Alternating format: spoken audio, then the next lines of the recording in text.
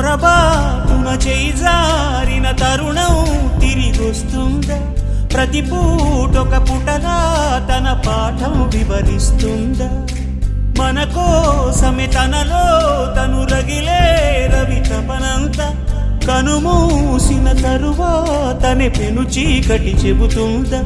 కడతేరని పయనాలెన్ని, పడదోసిన ప్రణయాలెన్ని అని తిరగే ఛాయా చరిత పుటలు, వెను చూడక ఉరికే కథలు, తమ ముందు తరాలకు స్మృతుల చితులు అందించాలా ప్రేమికులు. ఇది కాదే విధిరాత, అనుకోదేం ఎదురీత.